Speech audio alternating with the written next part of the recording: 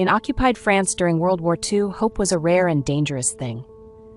For Jewish families trapped under Nazi rule, escape routes were whispered about in back rooms, synagogues, and resistance networks.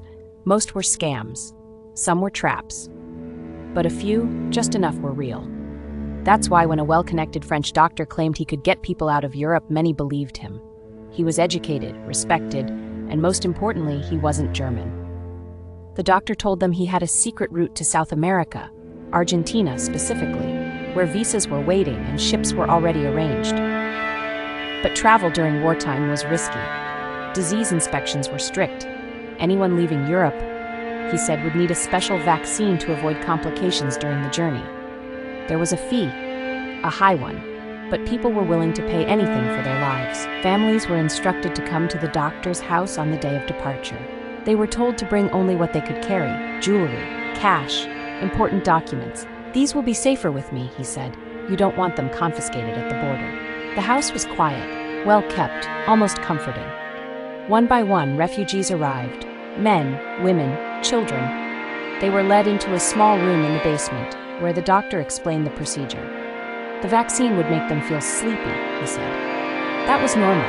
He prepared a syringe. They trusted him. They shouldn't have. The vaccine was not a vaccine, it was poison. Within minutes, victims collapsed, some peacefully, others gasping, panicking as they realized something was wrong. The doctor waited, calm, methodical. When it was over, he went upstairs. He sorted through their belongings. Gold rings were melted down, cash was hidden, valuables were sold on the black market. Then he returned to the basement. Behind a concealed door was a large pit. Inside it, chemicals strong enough to dissolve human remains. He dismembered the bodies and lowered them into the acid, believing he had found the perfect crime. No witnesses, no paper trail, no one to report the missing, because entire families had vanished at once. To the outside world, they had simply escaped. Neighbors began to notice strange things: smoke from the chimney that smelled wrong, deliveries of chemicals that seemed excessive for a private home, and the constant comings and goings of people who were never seen again. Then came the discovery that changed everything. During a search of the property, initially unrelated to the disappearances, investigators found human remains in various stages of destruction. Bones, teeth, ash, too many to explain away. When confronted, the doctor did not confess. Instead, he claimed something extraordinary. He said the bodies belonged to Nazis and collaborators he had secretly executed as part of the resistance. At first, authorities hesitated. France was still reeling from occupation. Resistance fighters were being celebrated. The idea that a doctor had quietly eliminated enemies of the state was convenient. But the evidence didn't match his story.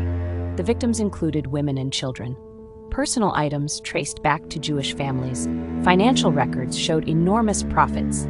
This was not resistance. This was murder on an industrial scale. By the time the investigation ended, it became clear. The doctor had exploited desperation.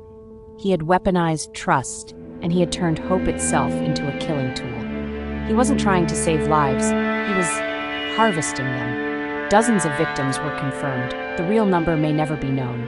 Many families vanished without records, without graves, without answers. Their last moments were spent believing they were finally free. Instead, they walked into a house of death, built not by the enemy they feared, but by a man who promised to protect them.